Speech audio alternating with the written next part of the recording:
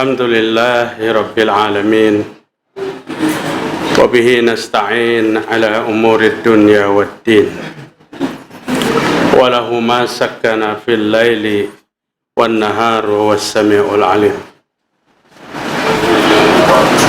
الله ولي الذين آمنوا يخرجهم من الظلمات إلى النور والذين كفروا أولياؤهم الطاغوت يخرجونهم من النور إلى الظلمات أولئك أصحاب النار هم فيها خالدون أشهد أن لا إله إلا الله وحده لا شريك له وهو الذي يقبل التوبة عن عباده ويعفو عن السيئات ويعلم ما تفعلون وأشهد أن محمدا عبده ورسوله المبعوث رحمة للعالمين يا أيها الذين آمنوا اتقوا الله حق تقاته ولا تموتن إلا وأنتم مسلمون فإن أصدق الحديث كتاب الله وخير الهدى هدى محمد صلى الله عليه وسلم وشر الأمور محدثاتها وكل محدثات bid'ah wa kullu bid'atin dhalalah wa kullu dhalalatin finnar. Mari kita bersyukur kepada Allah Subhanahu wa taala pada malam ini, malam Selasa 14 Safar 1443 Hijriah. Alhamdulillah kita sehat walafiat, dapat lagi berkumpul di Masjid Al-Muttaqin ini. Mohon maaf lawan jamaah sekalian, pina terancak berdapatan di Al-Muttaqin nih. Malam Kamis tadi di Al-Muttaqin, malam ini di Al-Muttaqin lagi. Sehingga dikira jamaah kontrakkannya sebulanan di Al-Muttaqin. Kebetulan yang jadwal malam ini belum melaksanakan kajian dan ulun kosong. Di telepon Pak Haji Sugianto, kosong kah? Kosong jurulun. Bila kosong kah? Al-Muttaqin. Mudah-mudahan bermanfaat dan pian kada muyak, kada bosan kerencakan pertemuan. Bapak-bapak hadirin rahimakumullah. Akhlak adalah kewajiban bagi semua umat Islam. Kenapa ulun katakan kewajiban? Karena akhlak adalah jalan menuju surga. Akhlak adalah jalan menuju surga. Kadang-kadang kita mengarahkan akhlak itu lawan kekanakan. Enak, cuy, kambah akhlak lah, gitu. Ternyata akhlak itu untuk orang dewasa. Dan orang dewasa banyak juga yang kada berakhlak. Akhlak itu untuk orang dewasa, dan berakhlak atau tidaknya seseorang tanda dia masuk atau tidaknya ke surga. Kalau orang kada berakhlak, Nabi katakan tidak akan mendapatkan surga. Karena kata Nabi, dua macam yang akan menjadi jalan seorang masuk ke surga. Pertama, bertakwa kepada Allah, dan kedua, berakhlak yang baik.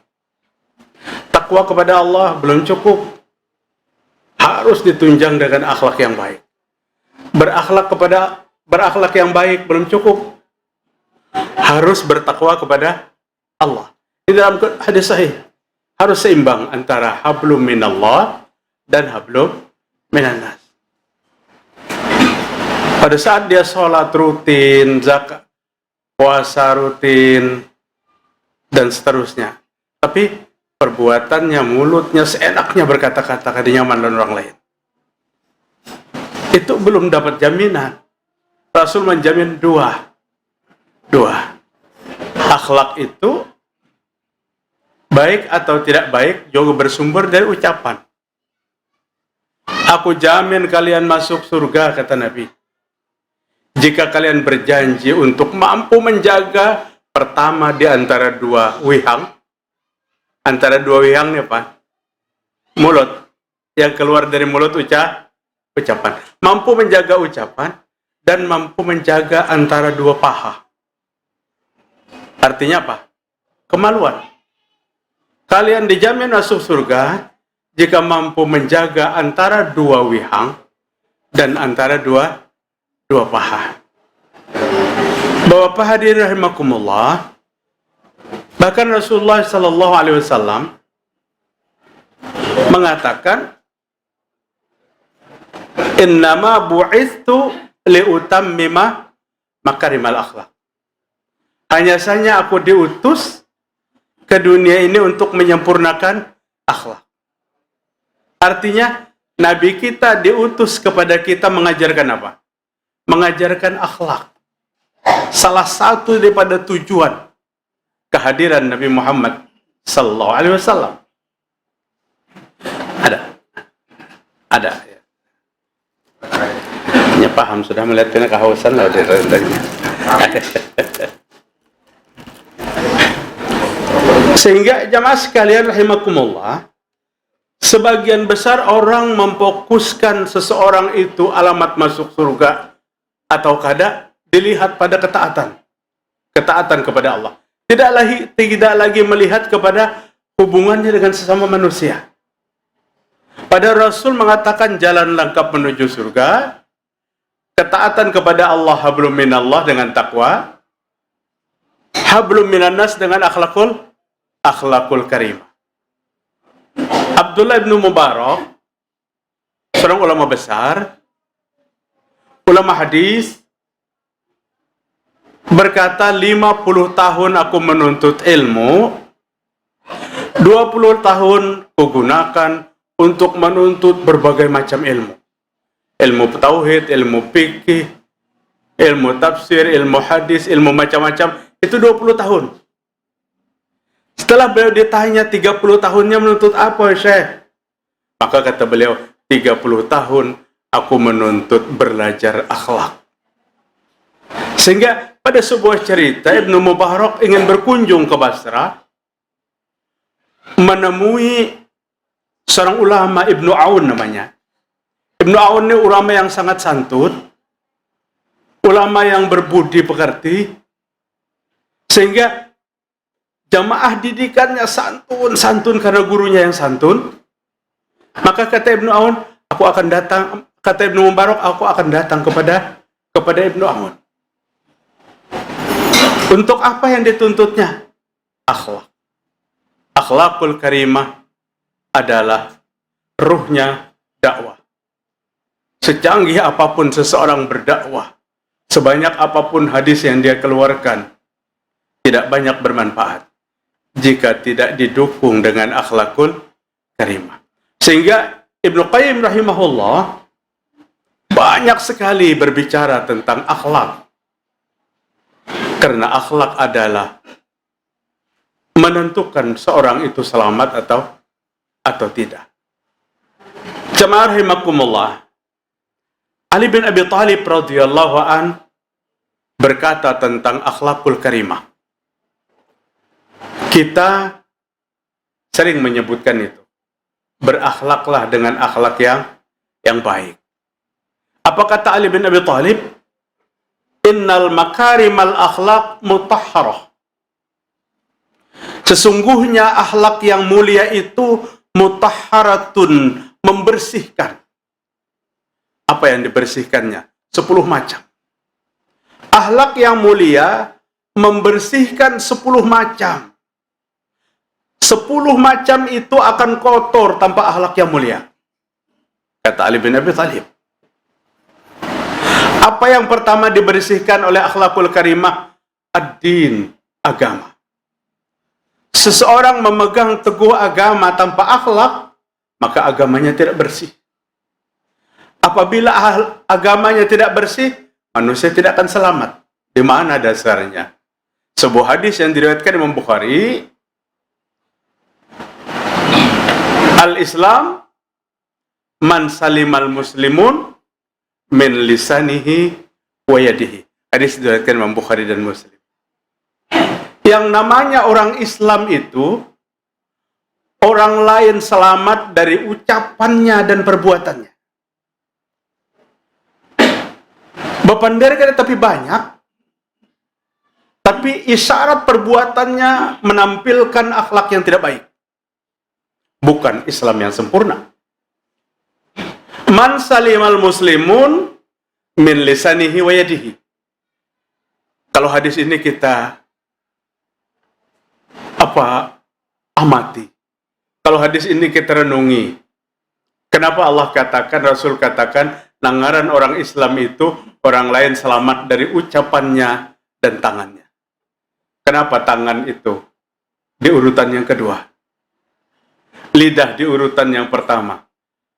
Karena tangan itu jangkauannya sangat sedikit.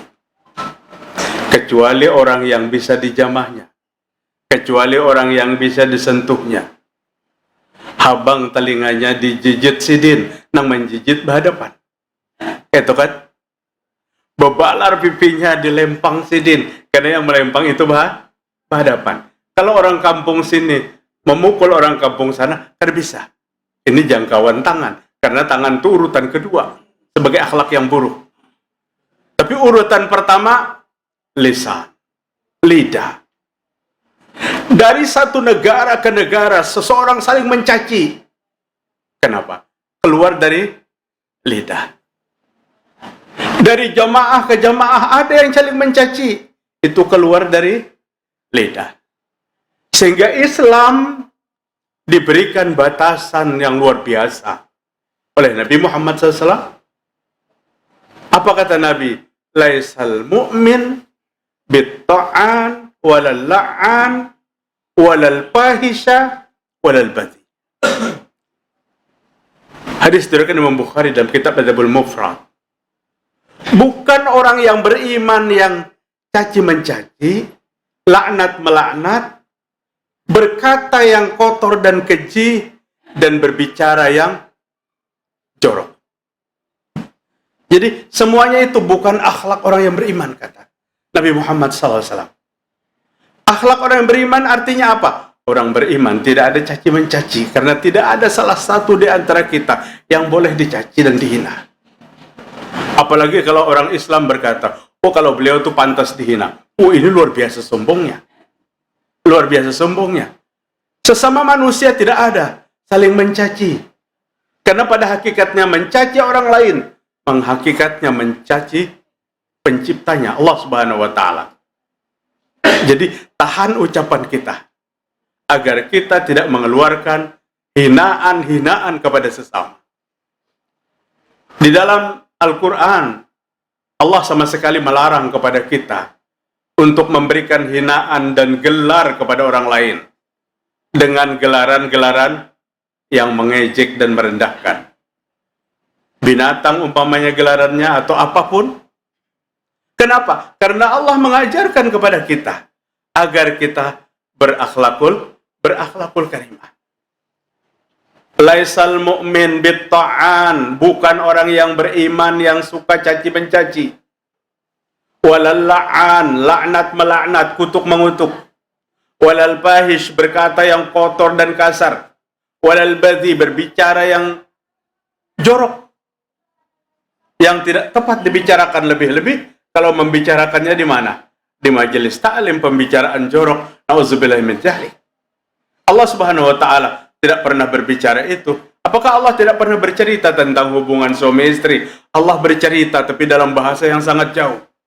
Apa bahasanya? Nisa'ukum harsul lakum fa'tu harsakum.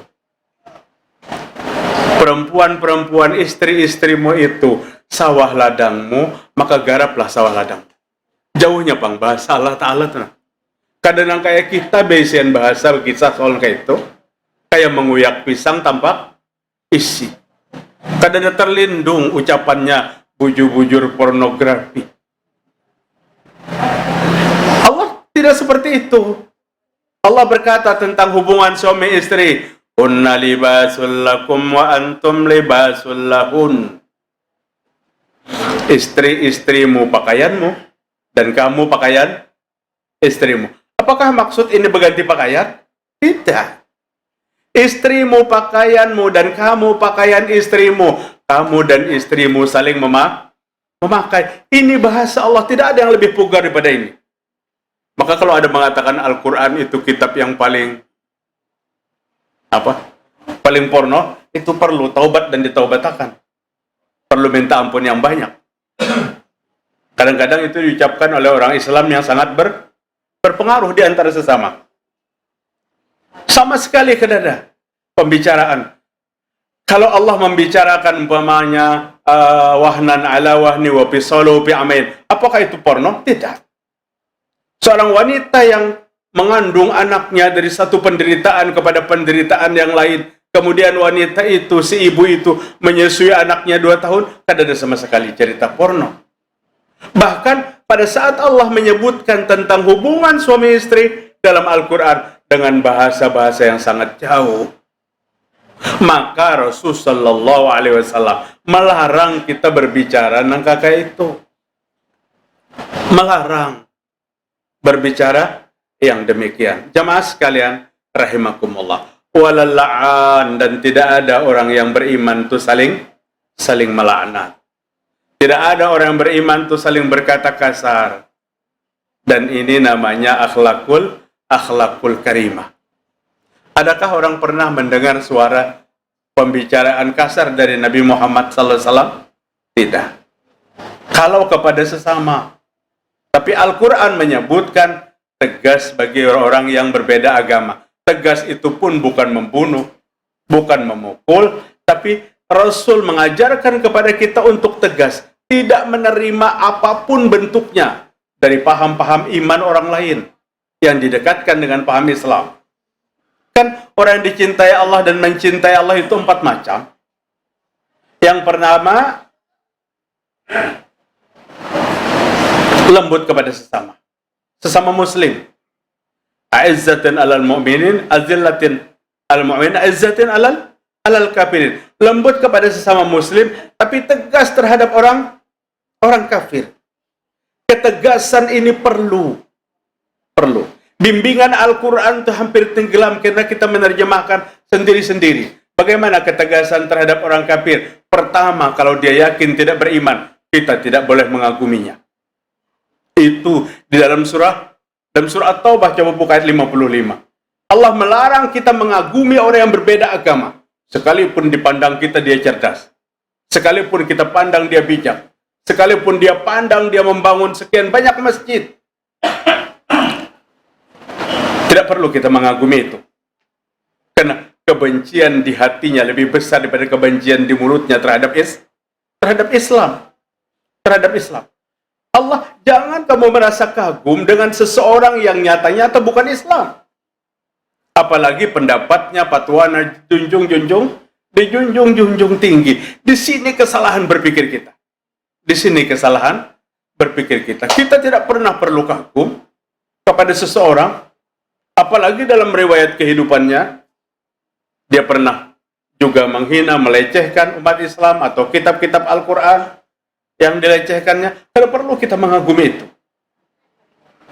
Ditambah, akhlak yang tergambar dalam kehidupannya bukan akhlak Islam. Ali bin Abi Thalib mengatakan, akhlakul karimah pasti akan membersihkan agama. Karena orang yang beragama Islam tapi tidak berakhlakul karimah, maka agamanya kotor. Itu yang pertama. Bismillah. Yang kedua, akhlakul karimah mutahharatun lil amal. Akhlak yang bersih, bagus itu membersihkan amal. Membersihkan ibadah. Baik ibadah itu yang hubungannya dengan Allah atau ibadah itu dengan hubungannya dengan sesama manusia.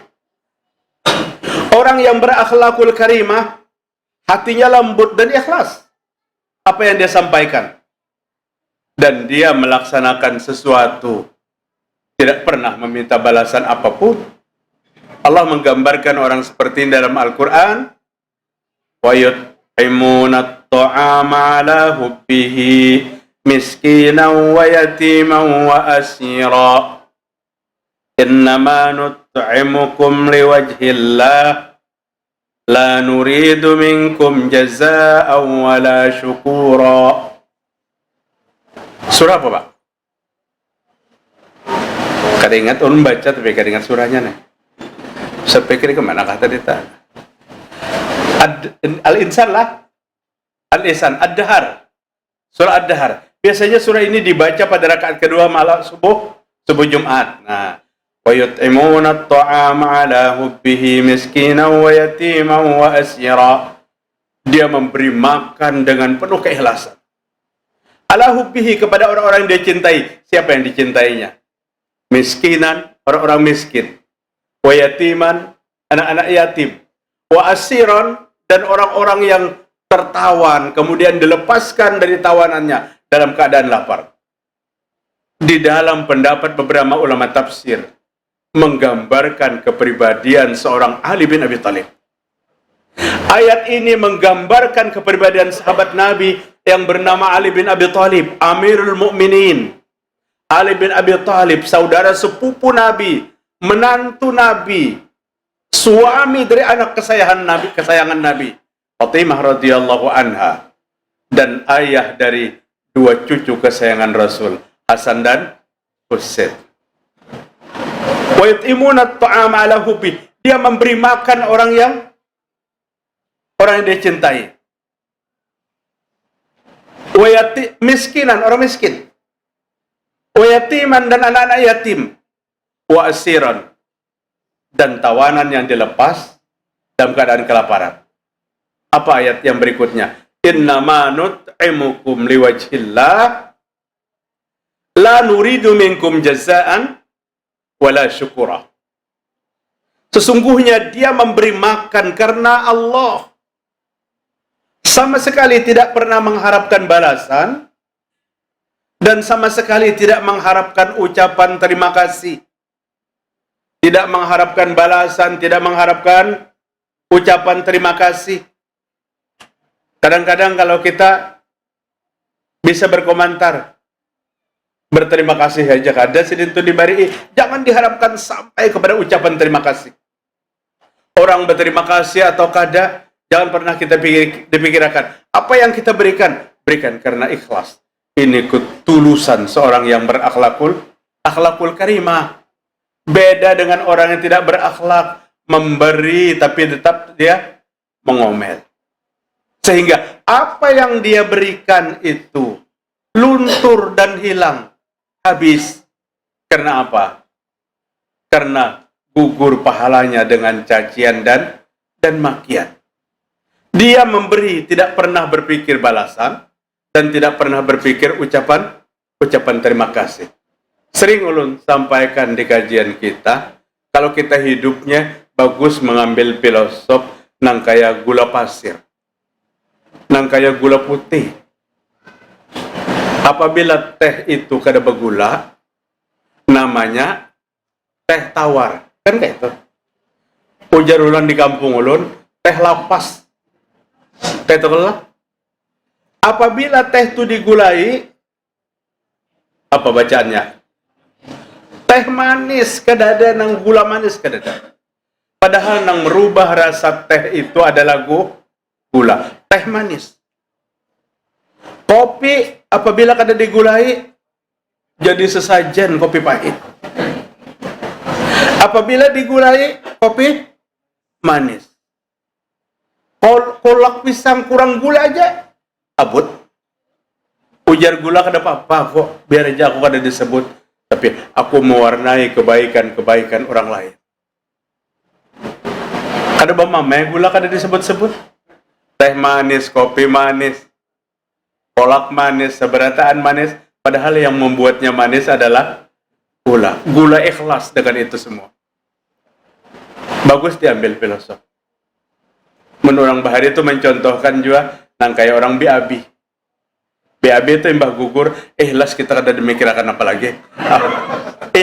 Ikhlas. Adalah nang maiti aja kada pun kita. Saking ikhlasnya. Nah, Bapak-bapak hadirin rahimakumullah. Akhlakul karimah adalah mutahharatun lil amal. Akhlak yang baik membersihkan amal seseorang. Artinya, ahli ibadah yang kada berakhlak, ibadahnya belum bersih. Ibadahnya belum bersih. Ahli ibadah yang tidak berakhlak, ibadahnya belum bersih. Di mana buktinya? Kita ini kadang-kadang menuntut bukti. Seorang melaporkan tentang seorang wanita yang sholatnya kuat sekali. Salat malam, salat wajib, puasa sunnah, puasa wajib. Tiada hari tanpa ibadah dilaksanakan. Kepada Nabi Muhammad SAW dilaporkan wanita ini. Namun kata yang membawa berita, tapi satu hai Rasul kekurangan wanita itu. Apa kata Nabi? Orang yang bersamanya dan tetangganya tidak pernah aman dari ocehan-ocehan buruknya. Orang lain tidak pernah aman dari ucapan-ucapan hingga mengucapi orang lain. Padahal sujudnya 34 kali sehari. Artinya 5 waktu. Ditambah berapa? 22 sunnah rawatib. 24 kah? Ditambah 22 salat malam. Kada ketinggalannya. Tapi Nabi katakan dia masuk neraka, kata Nabi. Nah, ini yang mengotori ibadah namanya. Mengotori amal. Akhlak yang kada baik mengotori amal. Mengotori amal kita. Artinya, mau kada mau hari ini jika ada benih-benih akhlak yang buruk dalam jiwa kita, kita harus berubah. Karena surga itu didapatkan dari 2 jalan. Taqwa Allah, bertakwa kepada Allah, wa husnul khuluq, dan berakhlak yang baik. Di dalam sebuah hadis Rasul bersabda, "Inna fil jannati ghurafah, yura zahiruha min batiniha, wa batinuha min zahiriha." Liman hiya ya Rasulullah, kata Abu Malik al-Asy'ari. Liman atabal kalam, wa at'amat ta'am, wa bata qa'iman wan nasu niyam. Kata Nabi, di surga itu ada satu kamar yang sangat indah sekali. Ada kamar yang sangat bagus di surga. Kebagusan kamar itu dari dalam, dari luar. Memang di surga itu kan ada kamar yang berantakan. Semuanya bagus. Mendengar berita ini, seorang sahabat yang bernama Abu Malik al-Asy'ari berkata, "Liman ya Rasulullah, untuk siapa indahnya kamar surga itu?" Maka Nabi katakan, "Liman atabal kalam, wa ut'imut ta'am, wa bata qa'iman wan nasu niyam." Indahnya kamar surga itu yang pertama Allah berikan kepada orang yang mampu menjaga tutur kata. Ali bin Abi Thalib mengatakan, orang yang bijak itu mulutnya di belakang hatinya. Tapi orang yang bodoh itu hatinya di belakang mulutnya. Mengertilah ya. Orang yang cerdas, orang yang bijak, mulutnya itu di belakang hati. Hati di depan mulutnya. Artinya berpikir sebelum mengatakan sesuatu. Tapi orang yang bodoh, kata Ali bin Abi Thalib, hatinya berada di belakang mulutnya. Yang penting ngoceh, benar atau kada benar. Nah, jamaah rahimakumullah, ini kita anggap enteng. Kita anggap enteng. Maka akidah dan akhlak itu satu pelajaran yang kada bisa kita pisahkan. Untuk siapa wahai Rasul indahnya kamar di surga itu? Liman atabal kalam, bagi orang yang menjaga tutur kata. Wa ut'imut ta'am, bagi orang yang berbagi kepada sesama. Wa bata qa'iman wan nasu niyam, kepada orang yang malam hari bangun melaksanakan sholat malam, sementara manusia tertidur pulas. Hadis sahih ini coba kita amati jamaah sekalian. Rasul mengatakan Allah menyediakan kamar surga yang sangat indah kepada orang yang menjaga tutur kata, kepada orang yang berbagi, kepada orang yang sholat malam. Kenapa menjaga perkataan yang buruk ini Nabi taruh pada ranking pertama? Kenapa sholat malam tidak ditaruh ranking pertama? Kenapa berbagi kepada sesama tidak ditaruh pada ranking pertama? Menjaga ucapan ditaruh pada ranking pertama. Apa artinya berbagi? Apa artinya sholat malam? Jika dia tidak mampu menjaga lidahnya, jika dia tidak mampu menjaga mulutnya daripada ucapan yang tidak baik. Artinya sebelum masuk kepada ranking kedua, berbagi dan sholat malam, yang ketiga, ucapan kita sangat dituntut untuk berbicara yang santun dan akan disiapkan indahnya surga. Akhlak yang baik membersihkan ibadah, amal kita. Kemudian innal makarimal akhlak, sesungguhnya akhlak yang mulia mutahharatun lil ilmi, membersihkan ilmu. Akhlak yang mulia membersihkan ilmu. Seorang yang berilmu banyak tapi tidak berakhlak, ilmunya menjadi kotor. Bukan ilmunya yang menjadi kotor. Seolah-olah pengalaman yang ada padanya kotor. Ada komentar biasanya, sidin itu alim, Bang. Itu nak. Tapinya ini apa? Bapandar kasar benar. Mencaci ketujuh benar. Nih, keburukan akhlak menggambarkan kekotoran ilmu, padahal ilmunya tidak kotor. Padahal tidak kotor. Maka ilmu dan akhlak dua hal yang sama sekali kadang-kadang kita bisa pisahkan. Begitu juga pada saat kita mendidik anak-anak kita. Ibu-ibu sangat penting menjaga ucapannya baik-baik. Lawan anak, santun, menyampaikan sesuatu sekalipun anak pada posisi salah yang sangat fatal, tapi sampaikan nasihatnya dengan nasihat yang tepat. Dengan nasihat yang tepat. Imam Malik mengatakan kalau ingin mengetahui kebodohan manusia itu, lihat 5 macam. Lihat 5 macam. Pertama, jika sering berkata dengan perkataan yang tidak bermanfaat, itu orangnya pasti bodoh, kata Imam Malik.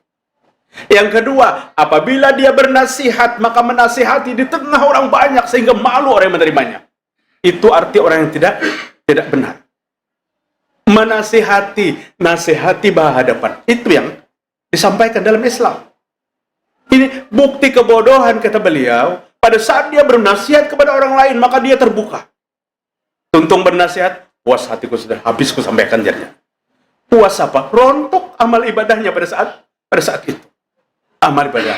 Artinya bapak-bapak melihat penjelasan tentang akhlakul karimah memiliki peran yang sangat besar ini. Memiliki peran. Islam datang dengan perdamaian yang luar biasa. Islam datang dengan perdamaian luar biasa. Penghormatan yang luar biasa. Pada saat jenazah lewat, bapak-bapak, Nabi berdiri dan sahabat yang lain berdiri. Selesai jenazah itu lewat, sahabat protes, ya Rasul, jenazah yang lewat itu jenazah Yahudi. Kenapa kita harus berdiri? Nabi mengatakan kepada sahabatnya, inilah yang diajarkan Islam kepada Nabi. Hormat. Tapi hormatnya bukan kebablasan. Ada penghormatan yang saking menghancurkan, sampai menghancurkan akidah. Sampai menghancurkan keimanan. Dan kita kadang-kadang salah mengiranya. Kita mengira itu adalah ibadah. Penghormatan yang melebihi batas. Penghormatan yang melebihi batas. Bapak-bapak, Nabi SAW saja, pada saat bertemu dengan Abdullah bin Amir, Abdullah dari suku Bani Amir. Pada saat Abdullah bertanya kepada Nabi, berhadapan dengan Nabi, dia berkata, engkau adalah manusia baik, manusia terbaik, anak dari orang yang paling baik. Kehadiranmu menjadikan orang lain selamat. Macam-macam dia sanjung Nabi. Dia puji Nabi. Dia memuji bukan tidak beralasan, melihat santunnya perilaku Nabi Muhammad SAW. Tapi apa yang Nabi katakan kepada salah seorang sahabatnya? Qulu biqaulikum aw ba'di qaulikum la yastajrinnakum syaitan. Ana Abdullah wa rasuluh. Sahabatku, berkatalah yang baik-baik. Berkatalah yang baik-baik. Atau apa yang kamu katakan, kamu sedang dikendalikan oleh syaitan. Menyanjung yang berlebih-lebihan, Nabi mengatakan sedang dikendalikan oleh syaitan. Ana Abdullah wa rasuluh. Aku hamba Allah dan aku Rasul Allah Subhanahu wa Ta'ala. Akhlak yang baik bukan berarti menggugurkan keimanan kita. Tapi akhlak yang baik ditata sejalan dengan iman. Karena iman tidak akan sempurna tanpa akhlak. Amal akan kotor tanpa akhlak. Ilmu akan kotor tanpa akhlak. Dan wal hilmu rabi'aha wa innal makarimal akhlaq mutahharatun lil hilm. Sesungguhnya akhlak yang baik adalah membersihkan kepada hati dan jiwa manusia. Sehingga dengan akhlakul karimah, hatinya lembut, ucapannya pun ucapannya pun lembut. Jemaah sekalian, rahimakumullah, banyak lagi yang kita ingin sampaikan yang berhubungan dengan akhlakul karimah. Ternyata satu hal yang tidak bisa kita pisahkan dengan Islam, dengan iman, dengan ibadah, dan dengan apapun. Sampai Nabi Muhammad sallallahu alaihi wasallam berkata, kamu berbuat baik kepada jiran dan tetanggamu, itu adalah Islam yang sebenarnya. Kamu mencintai saudaramu, itu adalah iman yang sebenarnya. Jadi, hablum minallah tidak bisa kita pisahkan dengan hablum minannas. Dan keduanya adalah jalan untuk menuju surganya Allah Subhanahu wa ta'ala. Demikian Bapak-Bapak, apa yang dapat disampaikan pada kajian ini, mudah-mudahan bermanfaat bagi kita. Senantiasa kita minta dan berdoa kepada Allah. Tidak ada manusia yang mampu merubah dirinya sendiri, apalagi manusia mampu merubah orang lain, itu tidak ada. Yang mampu merubah diri kita, yang mampu merubah keluarga kita adalah Allah. Kita minta rubahkan diri kita kepada Allah jika kita berada pada posisi yang tidak benar. Subhanakallahumma wa bihamdik, asyhadu an la ilaha illa anta, astaghfiruka wa atubu ilaik. Assalamualaikum warahmatullahi wabarakatuh.